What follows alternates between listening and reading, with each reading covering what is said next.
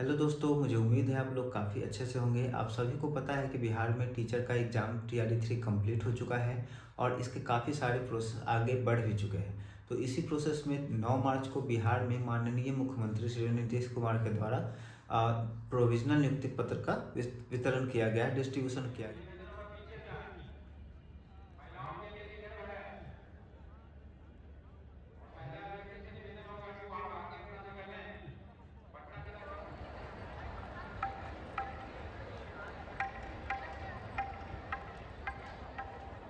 लेकिन इसमें काफ़ी सारे बच्चे हैं जो अभी उनको नियुक्ति पत्र नहीं मिला है। तो मैं बता दूँ इसमें कौन-कौन से बच्चे हैं। तो सबसे पहले वैसे बच्चे हैं जिनका अभी काउंसलिंग पूरा नहीं हुआ है। दूसरे में वैसे बच्चे हैं जिनका काउंसलिंग हो गया है लेकिन उनको डाउटफुल में रखा गया है।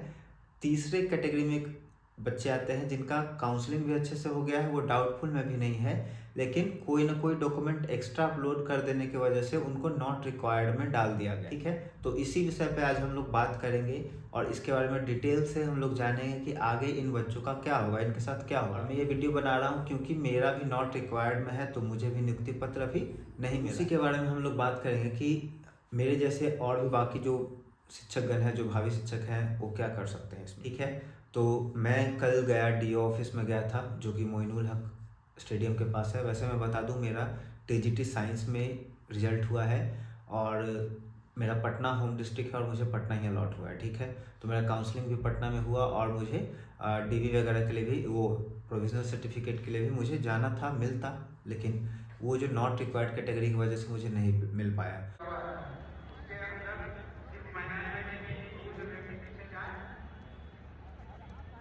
तो कल जब मैं DO ऑफिस में गया तो वहाँ जाने के बाद मुझे काफ़ी सारे ऐसे शिक्षकगण से, काफ़ी सारे ऐसे कैंडिडेट से मुलाकात हुई जिनका नॉट रिक्वायर्ड के वजह से क्या हुआ है, ज्वाइनिंग लेटर अभी नहीं मिला है। बच्चे वहाँ पे, हम लोग काफ़ी परेशान थे, इधर उधर भटके, कोई वहाँ पे बात नहीं हुई। लास्ट में जाकर के DPO सर से बात हुई तो उन्होंने कहा कि आपका नॉट रिक्वायर्ड की वजह से कोई प्रॉब्लम नहीं होगा, आपको एक अलग डेट में क्या कर दिया जाएगा, प्रोविजनल सर्टिफिकेट इशू कर दिया जाएगा। लेकिन आप सभी को पता है, मन भटकते रहता है, शांत नहीं होता, क्योंकि बहुत सारे कैंडिडेट को मिल गया है तो दिल मानता नहीं है। ठीक है, तो वहाँ से हम लोग 11 बजे लगभग गए थे, 1-2 बजे वहाँ से वापस चले। उसके बाद आज मैं गया था सचिवालय में, सेक्रेटरिएट में, विकास भवन में गया था। विकास भवन जाकर के मैं जब ACS ऑफिस में वहाँ पे जो है बैठते हैं कर्मचारी, उनसे मैंने बात करा तो उन्होंने भी यही बात बताया। उन्होंने कहा कि ये आपको कोई इश्यू वाली बात नहीं है। ठीक है, आपने क्या किया है, नॉट रिक्वायर्ड कहने का मतलब है कि आपने एक्स्ट्रा डॉक्यूमेंट अपलोड कर दिया है, आपका DV सक्सेसफुली हो चुका है, इसमें आपको परेशान होने की ज़रूरत नहीं है। एक डेट आएगा, शायद हो सकता है कि वो आपका नया जो डॉक्यूमेंट अपलोड करने का पोर्टल खुला है, जो डाउटफुल कैंडिडेट थे उनके लिए, उसके बाद फिर काउंसलिंग होगा, उसके बाद हो जाए, नहीं तो इसके बीच में ही है। जो भी होगा होली के बाद ही होना है। आपको परेशान होकर के इधर भटकने की ज़रूरत नहीं है, आपको कुछ नहीं करना है। पहले लॉट में क्या हुआ है, जो भी कैंडिडेट जिनका डॉक्यूमेंट में ऑल में फाउंड करेक्ट था, सिस्टम से उन्हीं का जनरेट हुआ था प्रोविजनल सर्टिफिकेट, और उन सारे बच्चों को दिया गया है। ठीक है, तो आपका नॉट रिक्वायर्ड है, इस वजह से इसमें नहीं हुआ। अगला डेट जब आएगा उसमें त्रुटि जो हुआ है उसको सुधार किया जाएगा, है ना, और उसके बाद फिर आपका फिर से जनरेट हो जाएगा। ठीक है, तो मैं परेशान था, इधर उधर भटका, उसके बाद फिर फाइनली जाकर के मुझे एक ये सॉल्यूशन मिला है। पटना में जब हम लोग DO ऑफिस में थे तो वहाँ पे हम लोगों ने नॉट रिक्वायर्ड का एक अलग ग्रुप बना रखा है। आप सभी को मैं कमेंट बॉक्स में यहाँ पे लिंक दे दूंगा, डिस्क्रिप्शन में भी लिंक दे दूंगा, कमेंट बॉक्स में फर्स्ट कमेंट भी कर दूंगा। आप अगर नॉट रिक्वायर्ड कैटेगरी की वजह से आपको प्रोविजनल सर्टिफिकेट नहीं मिला है तो आकर के आप लिंक में ज्वाइन कर सकते हैं वहाँ से। ठीक है, तो यही सब बात है। तो आप सभी लोग जिनका जिनका भी प्रोविजनल सर्टिफिकेट रह गया है नॉट रिक्वायर्ड का, उनके लिए बहुत ज़्यादा कोई इशू का बात नहीं है। कहीं कहीं पे एक चीज़ है कि नॉट रिक्वायर्ड की वजह से प्रॉब्लम ना हो जाए आगे चल करके, तो इसके लिए क्या किया गया है, आप कर सकते हैं कि एक आप एफिडेविट बना सकते हैं। ठीक है, मेरी कंडीशन में क्या हुआ था, जब मैं DV करा रहा था ना, तो उस समय क्या हुआ कि सभी डॉक्यूमेंट मैंने चेक करा लिया। उस डॉक्यूमेंट को चेक करते करते एक बार PG का वहाँ पे पोर्टल खुला, है ना, तो PG का पोर्टल खुला तो उन्होंने मुझसे PG का सर्टिफिकेट मांगा, मार्कशीट मांगा।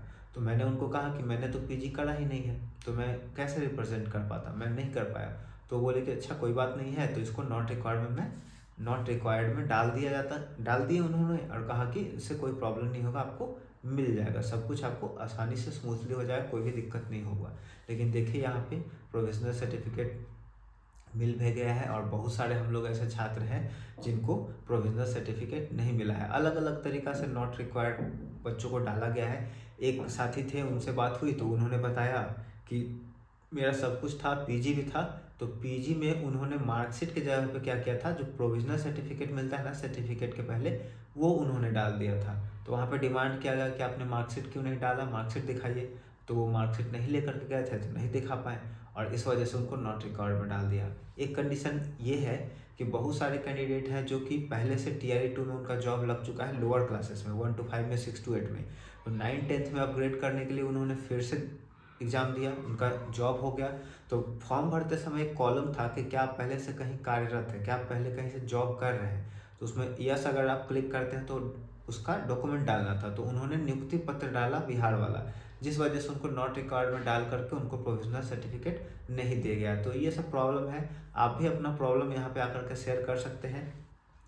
दूसरी बात कि वैसे सभी कैंडिडेट जिनका डाउटफुल में चला गया किसी भी वजह से, तो वो अपने डाउटफुल जो डॉक्यूमेंट थे उसको करेक्ट करवाएंगे। इतना दिन का समय आपको मिला था, आपने करेक्ट करवा लिया होगा। साथ में एक एफिडेविट भी जरूर बनवा लें क्योंकि आगे चल करके एक काम आ सकता है आपका। तो पोर्टल आपका आज से 11 मार्च से 16 मार्च तक खुला रहेगा, ठीक है। उसके बाद 19 को 1 to 5 और 6 to 8 का काउंसलिंग है और 20 को आपका काउंसलिंग है 9 to 10th और 11 to 12th। तो काउंसलिंग में भी हम लोग जा करके एक बार पार्टिसिपेट करेंगे, फिर से देखते हैं वहाँ पे क्या होता है। अगर कुछ प्रॉब्लम पता चलता है तो वहाँ पे आप लोग को बताया जाएगा।